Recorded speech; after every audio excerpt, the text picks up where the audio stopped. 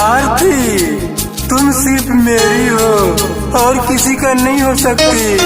इन लोगों ने मुझे धोखे से बुला के और मुझे मार दिया है, लेकिन तुम छोड़ना मत आरती किसी को, सबको चुन चुन के और सजा दिलाना।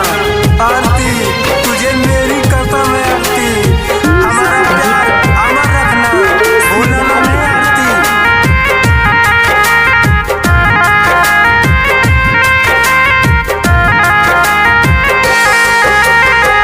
दिल में बसा के रखना मेरा तस्वीर को,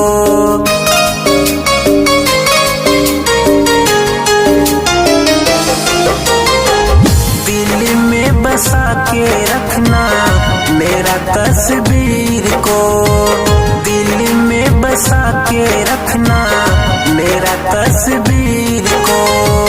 वक्त ने बदल दिया है, वक्त ने बदल दिया है मेरा तकदीर को, दिल में बसा के रखना मेरा तस्वीर को, दिल में बसा के रखना मेरा तस्वीर को।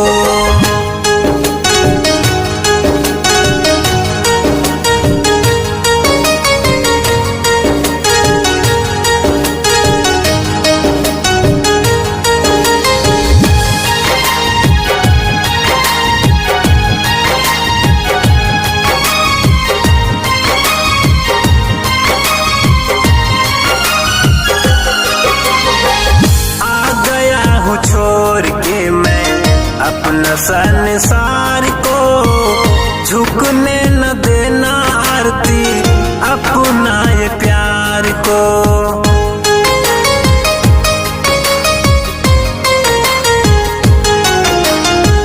आ गया हूँ छोड़ के मैं अपना संसार को, झुकने न देना आरती, अपना ये प्यार को। मोदी जी के पास जाके, मोदी जी के पास जाके करी हो गुहार हो, लेके तो रहियो आरती अपना इंसाफ हो, लेके तो रहियो आरती अपना इंसाफ हो।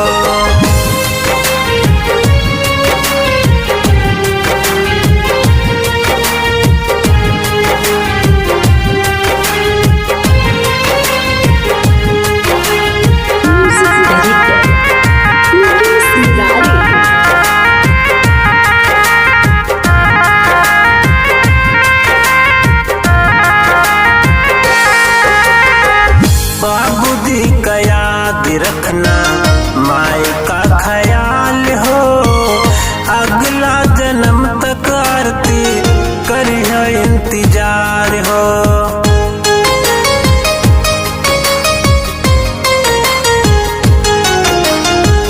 बाबूजी का याद रखना, माए का ख्याल हो, अगला जन्म तक आरती करियो इंतजार हो। दिन रात याद करना, दिन रात याद करना, हमको ना भूलिया हो, दिल में बसा के रखना मेरा तस्वीर को, दिल में बसा के रखना मेरा तस्वीर को। वक्त ने बदल दिया है, वक्त ने बदल दिया है मेरा तकदीर को, दिल में बसा के रखना मेरा तस्वीर को, दिल में बसा के रखना मेरा तस्वीर को।